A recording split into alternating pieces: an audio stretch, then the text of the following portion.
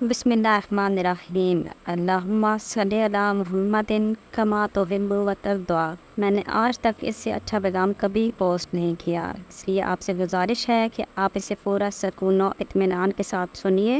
انشاءاللہ آپ کا ایمان تازہ ہو جائے گا۔ ثواب کی نیت سے شیئر کریں اور صدقہ جاریہ میں شامل ہو جائیں۔ وفات سے 3 روز قبل جبکہ حضور اکرم صلی اللہ علیہ وآلہ وسلم ام المومنین حضرت میمونہ رضی اللہ تعالیٰ عنہا کے گھر تشریف فرما تھے، ارشاد فرمایا کہ میری بیویوں کو جمع کرو۔ تمام ازواج مطہرات جمع ہو گئیں تو حضور اکرم صلی اللہ علیہ وآلہ وسلم نے دریافت فرمایا، کیا تم سب مجھے اجازت دیتی ہو کہ بیماری کے دن میں عائشہ رضی اللہ تعالیٰ عنہا کے گھر گزار لوں؟ سب نے کہا، اے اللہ کے رسول، آپ کو اجازت ہے۔ پھر اٹھنا چاہا لیکن اٹھ نہ پائے تو حضرت علی ابن ابی طالب اور حضرت فضل بن عباس رضی اللہ تعالیٰ عنہما آگے بڑھے اور نبی علیہ الصلوۃ والسلام کو سہارے سے اٹھا کر سیدہ میمونہ رضی اللہ تعالیٰ عنہا کے حجرے سے سیدہ عائشہ رضی اللہ تعالیٰ عنہا کے حجرے کی طرف لے جانے لگے۔ اس وقت صحابہ کرام رضی اللہ عنہم نے حضور اکرم صلی اللہ علیہ وسلم کو اس بیماری اور کمزوری کے حال میں پہلی بار دیکھا تو گھبرا کر ایک دوسرے سے پوچھنے لگے، رسول اللہ صلی اللہ علیہ وسلم کو کیا ہوا؟ چنانچہ صحابہ مسجد میں جمع ہونا شروع ہو گئے اور مسجد نبوی میں ایک رش لگ گیا۔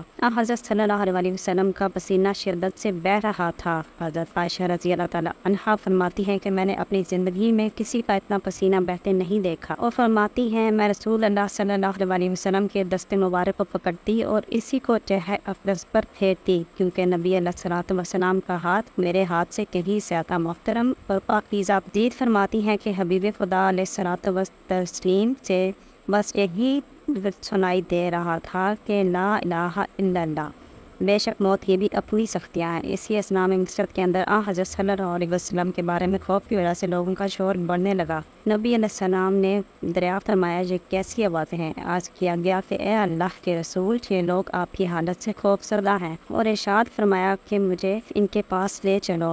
پھر اٹھنے کا ارادہ فرمایا لیکن اٹھ نہ سکے تو آپ علیہ الصلوۃ والسلام پر 7 مشکیزیں پانی کے بہائے گئے، تب کہیں جا کر کچھ اتفاقہ ہوا تو سہارے سے اٹھا کر منبر پر لایا گیا۔ یہ رسول اللہ صلی اللہ علیہ وسلم کا آخری خطبہ تھا اور آپ علیہ السلام کے آخری کلمات تھے۔ فرمایا، اے لوگو، شاید تمہیں میری موت کا خوف ہے؟ سب نے کہا، جی ہاں اے اللہ کے رسول۔ پھر ارشاد فرمایا، اے لوگو، تم سے میری ملاقات کی جگہ دنیا نہیں، تم سے میری ملاقات کی جگہ حوض کوثر ہے۔ اللہ کی قسم، گویا کہ میں یہیں سے اسے یعنی حوض کوثر کو دیکھ رہا ہوں۔ اے لوگوں، مجھے تم پر تنگدستی کا خوف نہیں بلکہ مجھے تم پر دنیا کی فراوانی کا خوف ہے کہ تم اس کے معاملے میں ایک دوسرے سے مقابلے میں لگ جاؤ گے، جیسا کہ تم سے پہلے پچھلی امتوں والے لگ گئے، اور یہ دنیا تمہیں بھی ہلاک کر دے گی جیسا کہ انہیں ہلاک کر دیا گیا۔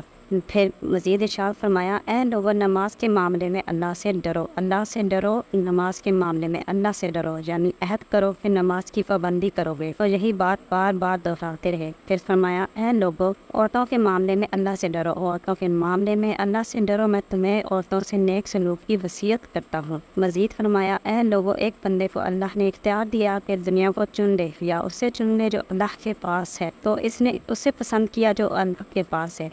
اس جملے سے حضور صلی اللہ علیہ وسلم کا مقصد کوئی نہ سمجھا، حالانکہ ان کی اپنی ذات مراد تھی، جبکہ حضرت ابوبکر صدیق رضی اللہ تعالیٰ عنہ وہ تنہا شخص تھے جو اس جملے کو سمجھے اور زاروں کھکار رونے لگے اور بلند آواز سے گریہ کرتے ہوئے اٹھ کھڑے ہوئے اور نبی علیہ السلام کی بات کرتا کر کے پکارنے لگے، ہمارے باپ دادا آپ پر قربان، ہماری مائیں آپ پر قربان، ہمارے بچے آپ پر قربان، ہمارے مال و دولت آپ پر قربان۔ روتے جاتے ہیں اور یہی الفاظ کہتے جاتے ہیں۔ صحابہ کرام رضی اللہ عنہم ناگواری سے حضرت ابوبکر صدیق رضی اللہ عنہ کو کی طرف دیکھنے لگے کہ انہوں نے نبی علیہ السلام کی بات کیسے قطع کر دی۔ اس پر نبی کریم صلی اللہ علیہ وسلم نے حضرت ابوبکر رضی اللہ عنہ کا دفاع ان الفاظ میں فرمایا، اے لوگو، ابوبکر کو چھوڑ دو کہ تم میں سے کوئی ایسا نہیں کہ جس نے میرے ساتھ کوئی بلائی کی ہو اور ہم نے اس کا بدلہ نہ دے دیا ہو سوائے ابوبکر کے۔ اس کا بدلہ میں نہیں دے سکتا، اس کا بدلہ میں نے اللہ جل شانہ پر چھوڑ دیا ہے۔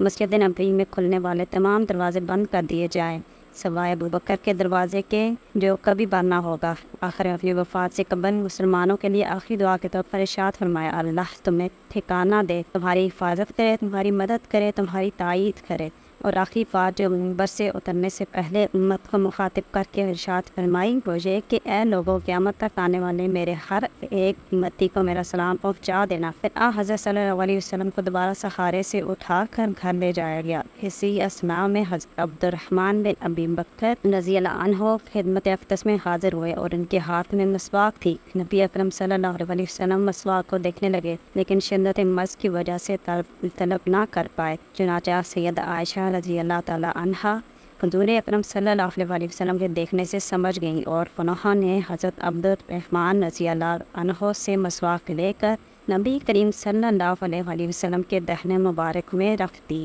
لیکن حضور صلی اللہ علیہ وسلم اس سے استعمال نہ کر پائے تو سیدہ عائشہ رضی اللہ تعالی عنہا نے حضور اکرم صلی اللہ علیہ وسلم سے مسواک لے کر اپنے منہ سے نرم کی اور پھر حضور نبی کریم صلی اللہ علیہ وسلم کو لوٹا دی تاکہ دہن مبارک اسے تر رہے۔ فرماتی ہیں اگلی چیز جو نبی کریم علیہ السلام کے پیٹ میں گئی وہ میرا لاب دہن تھا، اور یہ اللہ تبارک و تعالیٰ کا مجھ پر فضل ہی تھا کہ اس نے وسعت سے قبل میرا اور نبی کریم علیہ السلام کا لاب دہن یکجا کر دیا۔ ام المومنین حضرت عائشہ صدیقہ رضی اللہ تعالی عنہا مزید ارشاد فرماتی ہیں پھر آپ صلی اللہ علیہ وسلم کی بیٹی فاطمہ تشریف لائیں اور آتے ہی روک پڑیں کہ نبی کریم صلی اللہ علیہ وسلم اٹھ نہ سکے، کیونکہ نبی کریم علیہ السلام کا معمول تھا کہ جب بھی فاطمہ رضی اللہ تعالی عنہا تشریف لاتی حضور اکرم صلی اللہ علیہ وسلم ان کے ماتھے پر بوسہ دے دیتے۔ حضور صلی اللہ علیہ وسلم نے فرمایا اے فاطمہ قریب آ جاؤ۔ پھر حضور صلی اللہ علیہ وسلم نے ان کے کان میں کوئی بات کہی تو حضرت فاطمہ اور زیادہ رونے لگیں۔ انہیں اس طرح روتا دیکھ کر حضور صلی اللہ علیہ وسلم نے پھر فرمایا اے فاطمہ قریب اور دوبارہ ان کے کان میں کوئی بات ارشاد فرمائی تو وہ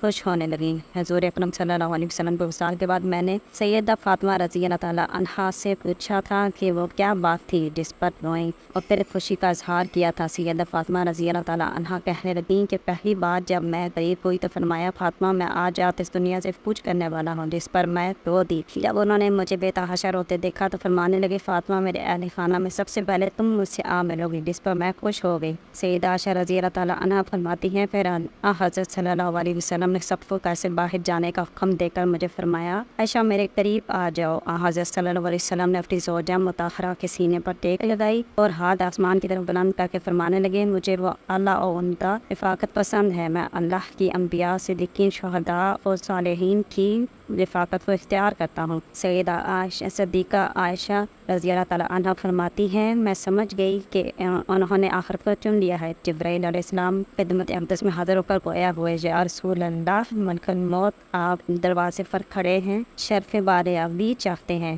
آپ سے پہلے انہوں نے کسی سے اجازت نہیں مانگی۔ آپ علیہ الصلوۃ والسلام نے فرمایا جبرائیل اسے آنے دو۔ ملک الموت نبی کریم صلی اللہ علیہ وسلم کے گھر میں داخل ہوئے اور کہا السلام علیکم یا رسول اللہ، مجھے اللہ نے آپ کی جہت جانے کے لیے بھیجا ہے کہ آپ دنیا میں ہی رہنا چاہتے ہیں جو اللہ سبحانہ و تعالیٰ کے پاس جانا پسند کرتے ہیں؟ فرمایا مجھے اعلیٰ و عمدہ رفاقت پسند ہے، مجھے اعلیٰ و عمدہ رفاقت پسند ہے۔ ملک الموت حضرت صلی اللہ علیہ وسلم کے سہانے کھڑے ہوئے اور کہنے لگے اے پاکیزہ روح، اے محمد بن عبداللہ کی روح، اللہ کی رضا اور خوشنودی کی طرف روانہ ہو، راضی ہو جانے والے پروردگار کی طرف جو غضبناک نہیں۔ سیدہ عائشہ رضی اللہ تعالیٰ عنہا فرماتی ہیں پھر نبی کریم صلی اللہ علیہ وسلم کا ہاتھ نیچے آن رہا اور سر مبارک میرے سینے پر بھاری ہونے لگا۔ میں سمجھ گئی کہ حضرت صلی اللہ علیہ وسلم کا وصال ہو گیا۔ مجھے اور تو کچھ سمجھ نہیں آیا، سو میں اپنی حجرے سے نکلی اور مسجد کی طرف کا دروازہ کھول کر کہا رسول اللہ صلی اللہ علیہ وسلم کا وصال ہو گیا۔ مسجد آہوں اور نالوں سے گونجنے لگی۔ ادھر علی کرم اللہ وجہہ جہاں کھڑے تھے وہیں بیٹھ کے پھر ہلنے کی طاقت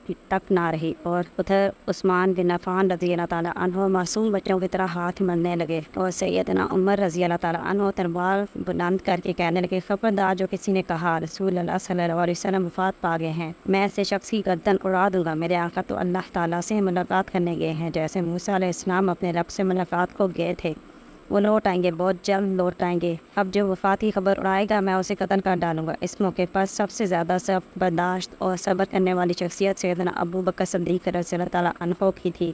آپ حجر نبوی میں داخل ہوئے، رحمت اللہ عالم صلی اللہ علیہ وسلم کے سینے مبارک پر سر رکھ کر رو دیے، کہہ رہے تھے ہائے میرا پیارا دوست، ہائے میرا مخلص ساتھی، ہائے میرا محبوب، ہائے میرا نبی۔ پھر حضرت صلی اللہ علیہ وسلم کے ماتھے پر بوسہ دیا اور کہا یا رسول اللہ صلی اللہ علیہ وسلم، آپ پاکیزہ جیے اور پاکیزہ ہی دنیا سے رخصت ہو گئے۔ سیدنا ابو بکر رضی اللہ تعالیٰ عنہ باہر آئے اور خطبہ دیا، جو شخص محمد صلی اللہ علیہ وسلم کی عبادت کرتا ہے سن رکھے، حضرت صلی اللہ علیہ وسلم کا وصال ہو گیا، اور جو اللہ کی عبادت کرتا ہے وہ جان لے کہ اللہ تعالیٰ شانہ کی ذات ہمیشہ زندگی والی ہے، جس سے موت نہیں۔ سیدنا عمر رضی اللہ تعالیٰ عنہ کے ہاتھ سے تلوار گر گئی۔ حضرت عمر رضی اللہ تعالیٰ عنہ فرماتے ہیں، پھر میں کوئی تنہائی کی جگہ تلاش کرنے لگا جہاں اکیلے بیٹھ کر روں۔ حضرت صلی اللہ علیہ وسلم کی تدفین کر دی گئی۔ سیدہ فاطمہ رضی اللہ تعالیٰ عنہ فرماتی ہے، تم نے کیسے گوارا کر لیا کہ نبی علیہ السلام کے چہرہ انور پر مٹی ڈالو؟ پھر کہنے لگی، ہائے میرے پیارے بابا جان، یہ اپنے رب کے بلاوے پر چل دیے، ہائے میرے پیارے بابا جان کہ جنت الفردوس میں اپنے ٹھکانے کو پہنچ گئے، ہائے میرے پیارے بابا جان کہ ہم جبرائیل کو ان کے آنے کی خبر دیتے ہیں۔